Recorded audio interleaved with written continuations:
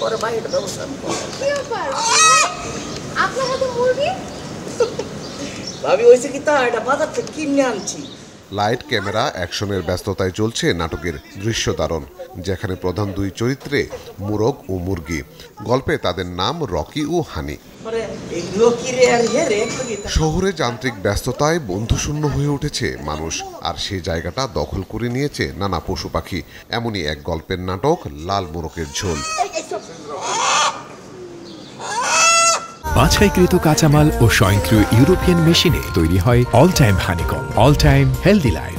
সদ্য উত্তরায় শেষ হলো একক এই নাটকের শুটিং, যেখানে মুরগ ও মুরগির সঙ্গে অভিনয় করেছেন মোশাররফ করিম ও জান্নাতুল সুমাইয়া হিমি।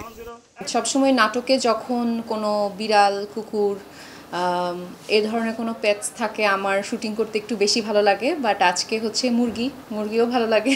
রকিকে নিয়েই দ্বন্দ্ব, খুব হাজব্যান্ড খুব পছন্দ করে তা না, কিন্তু স্ত্রীর ভয়ে খুব একটা বলে টলেও না, কিন্তু ব্যাপারটা সে খুব একটা পছন্দ করে না।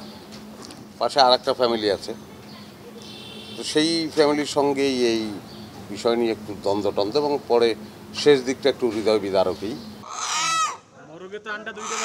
মানুষকে তো দৃশ্য বোঝানো যায়, কিন্তু মুরগ মুরগিকে কঠিন এই কাজের অভিজ্ঞতা জানালেন পরিচালক।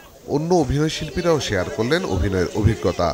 আমার শুটিংয়ের আগের দিন যখন মোরগটাকে আমি দেখি, আমার কাছে একবার মনে হয়নি যে মোরগটা এত শান্ত থাকবে, কিন্তু খুব অদ্ভুত বিষয় হচ্ছে যে কিচ্ছু করতে হয় নাই। তাকে আমরা ধরেন বড় শটে মোরগটাকে যেখানে বসিয়ে রেখেছি সে সেখানেই বসেছে, মানে মনে হচ্ছে যে সেই বোধহয় অভিনয় করছে আর কি। একটা নাটকে যখন মোরগ দেখা যায় অবশ্যই গল্পটা অনেক মজার একটা মানে জায়গা তৈরি করে। হ্যাঁ, তো আমার মনে হয় দর্শক খুব পছন্দ করবে। গল্পটা